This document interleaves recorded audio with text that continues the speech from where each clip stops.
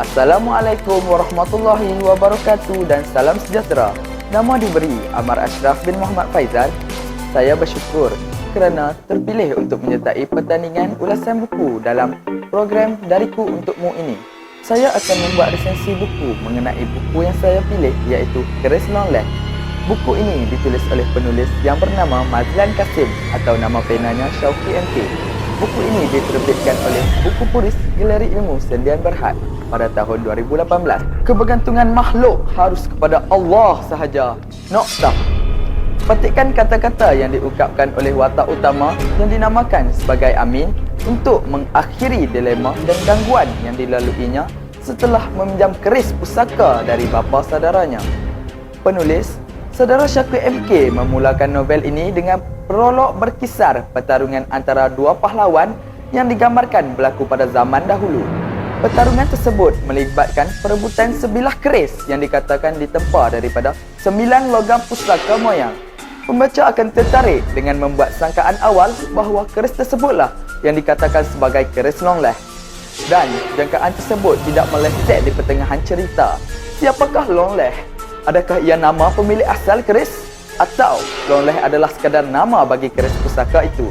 Persoalan ini akan terjawab pada bab 19 yang mana Amin sendiri menemukan nama keris tersebut sebagai keris Malela yang berasal dari Patani dan diakui kebenarannya oleh bapa saudaranya. Bapa saudara Amin menerima keris tersebut selepas kematian Longleh kerana tiada sesiapa yang sanggup menjaga keris tersebut. Waktu pulang ke kampung, bapa Amin menceritakan asal-usul Longleh yang sebenarnya hanya sebagai penjaga keris warisan tersebut daripada nenek moyang, yang mana Longleh mempunyai susul galur persaudaraan dengan keluarga mereka. Membaca naskah terbitan Buku Puris kali ini memberikan banyak ilmu pengetahuan tentang senjata orang Melayu dahulu kala. Konflik dimulakan apabila Amin telah melanggar pesanan bapa saudaranya yang melarang dia membuka kain kuning balutan keris tersebut, dan dia gagal membawa pulang keris tersebut sebelum tengah malam hari Jumaat. Semenjak dari itu, banyak kejadian yang seram dan misteri berlaku padanya dan keluarganya. Antara kejadian yang dialaminya adalah muncul lembaga berbulu yang menurut bapa saudaranya dinamakan sebagai Awang Langkah Panjang yang mahu merampas keris itu darinya.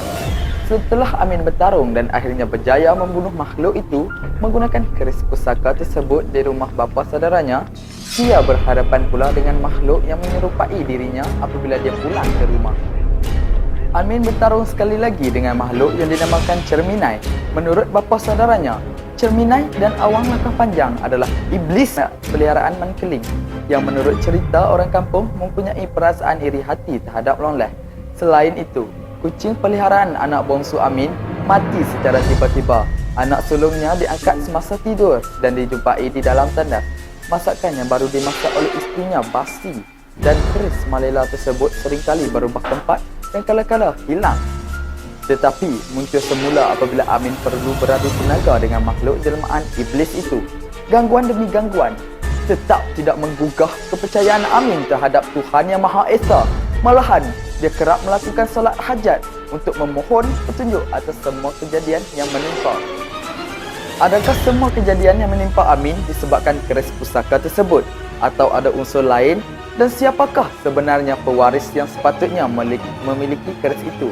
Persoalan tentang siapakah di sebalik The Keris Collector yang bersungguh-sungguh berusaha mendapatkan keris tersebut dengan apa cara sekalipun menjadi perkara yang sering bermain di fikiran sewaktu menyelusuri karya ini. Penceritaan yang laju menjadikan pembaca tidak bosan dan tertarik untuk terus membaca tanpa henti. Apa yang berlaku seolah-olah menonton filem asing dan seram serentak. Keris pusaka diam bersarung, leluhur menunggu jasad kaku, waris tiada mampu mengusung, Blok 5 tersarung dahulu. Seusai membaca karya ini, pembaca akan tertunggu-tunggu episod seterusnya untuk menyambung cerita pewaris keris tersebut.